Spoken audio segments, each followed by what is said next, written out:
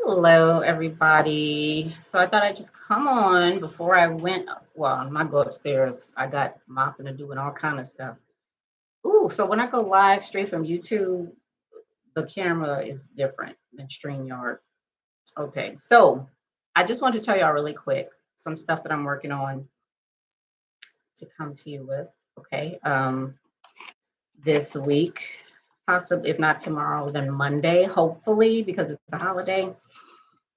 So now this first topic, flued out. That's what I'm going to call it. Okay, and I'm going to make the Canva things and put them on so y'all can see when I'm going to go live. But this was inspired by something that happened to me.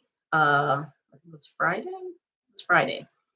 Well, so it's going to be how to really inspire others, right? And that's by not trying to be inspirational, okay? Because it ain't gonna work.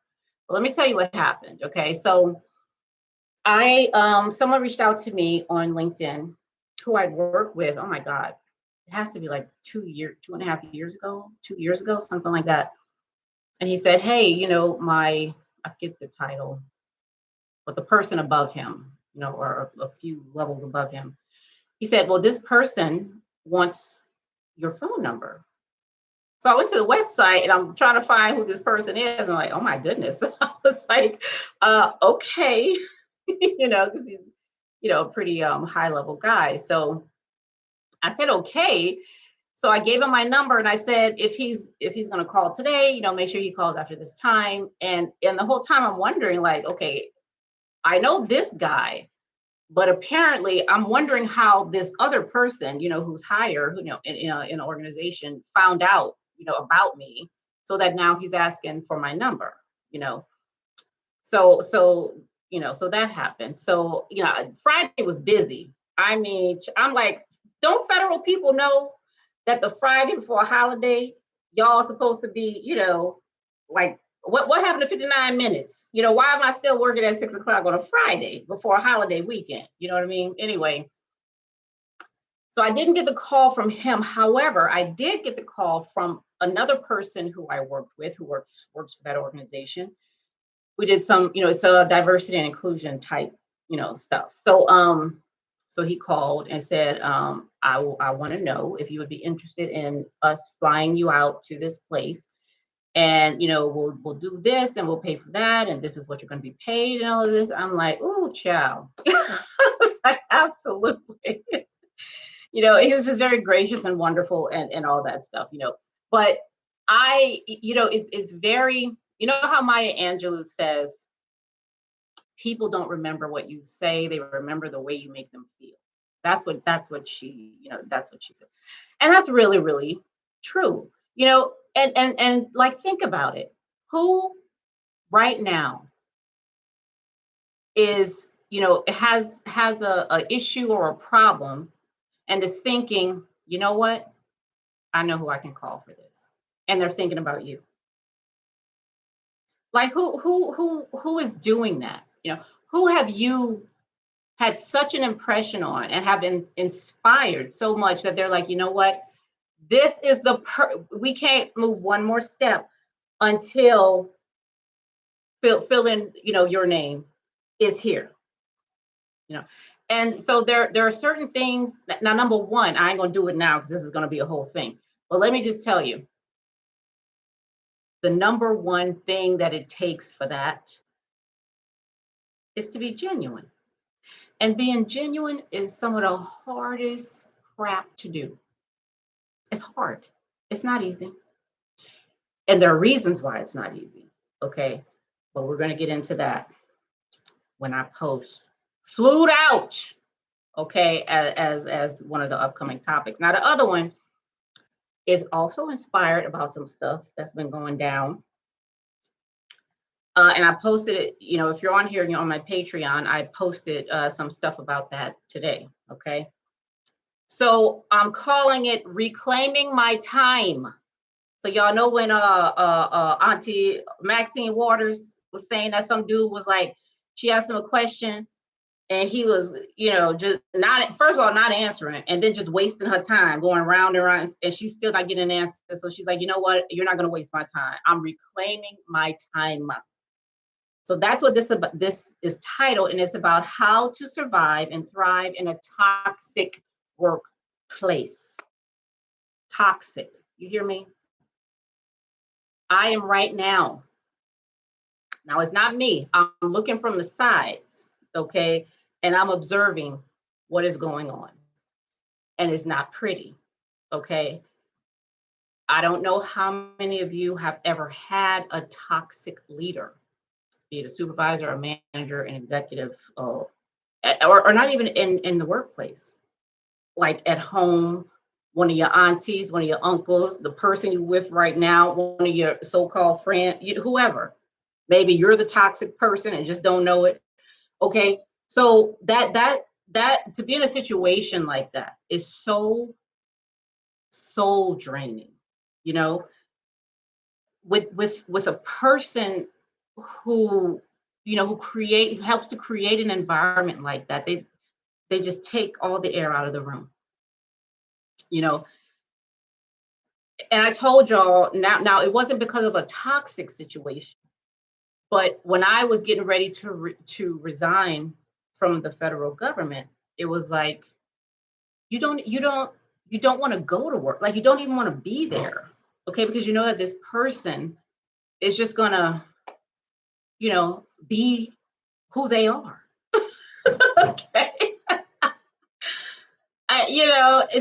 So how, and what I'm seeing now, it's like rats on a sinking ship, you know, because it's like, people sometimes feel like they don't have another choice, like, and they know. So when this person is on vacation, when they out sick, it's a totally different environment, totally different environment, you know, and it's in government, it's especially, I'm thinking, you can't just get rid of somebody and be like, you know what, you can't, no, it's not, no, you can't do that. It's not that easy. But there are other things, like practical things, you know, that we can do if we are under a toxic leader, manager, supervisor, just a toxic person, that where you feel like you're just walking on eggshells. Like you can't do nothing right. Nothing. Nothing. And when you do, you don't know it because they don't say nothing. Okay.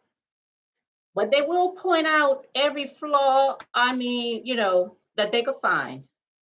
All right. And it's tough. It's really, which is why I tell people you cannot sleep on soft skills. You can't.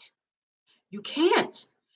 And the situation is like, if you hire somebody to work in a security operations center, they're the Splunk person, okay? They're going to be working on Splunk. That's going to be their job. We have KPIs related to Splunk, to be sure that we get the information we need and, all this stuff, right? They come in, they don't know how to do nothing with Splunk. Like they just don't. And you have other people who are relying on their skill so they can do their job. Okay, you're not just there in a vacuum working on Splunk. Somebody else needs that information. Somebody else needs you and your skill to be able to get that for them. Imagine somebody coming in there without that technical skill. What would you do? What would you do? First of all, you would realize that, I don't know, they lied on their resume, or the person who interviewed them didn't know what the hell they were, something. Okay, because they shouldn't have been there in the first place, number one. Okay, but they got through. However, so number two, you would send them to training, possibly. You know what, come on, let's go do this Splunk thing right here. Or you would put somebody with them who knows some Splunk to help them, help them with it. You're gonna do something. You're not just gonna stand by, and have somebody responsible for Splunk not do it. Like I can't even imagine that happening. That's not gonna happen. Okay, you're gonna do something, right? The same should be true for soft skills. If you have a person in a leadership position who can't even spell leadership, much less be a leader, why are you just sitting there and doing nothing? You know? Why isn't somebody, number one, how did you get here? Okay, they probably got there for their technical skill. Okay, probably. That's usually how it works. All right. But technical skill ain't gonna get you anywhere if the skill you need for this position as well is leadership. You're leading people. Okay, you got to know how to do that. All right. So that's number one. How the hell did you get here? All right. Number two, now that you're here, we can't do whatever. You need to go to some emotional intelligence training, some leadership training. You need to do something, okay? Because we need this team that you're leading to be effective. And you sucking all the air out the room ain't helping, okay?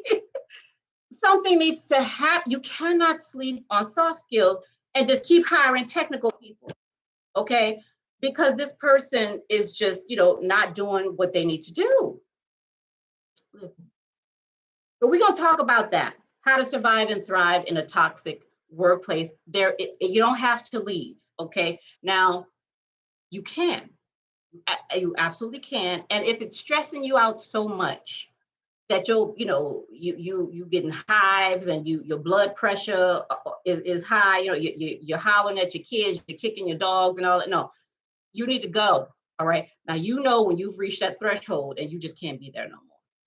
Okay. Get on to get out of there. All right. But there are other practical things that you can do to where this situation is not a hindrance. In fact, it can be an accelerant to get you actually where you're trying to go in the first place. Okay. Yeah. So I'm going to go ahead and put a thing up for that one. And I'm really excited about this one because I have like actual stories of people, and I know y'all can tell your own stories. I have mine, okay?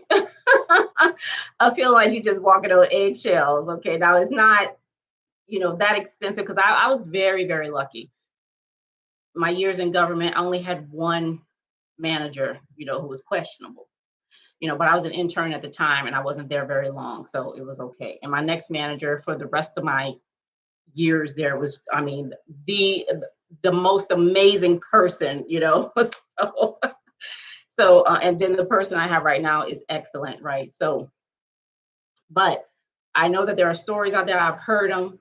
And I know you got them too, but I'm going to read some actual stories of people talking about, having to work, under these people. There's one story, the lady said, she was unemployed at work. Unemployed at work. Very interesting. I'm gonna tell you about it now.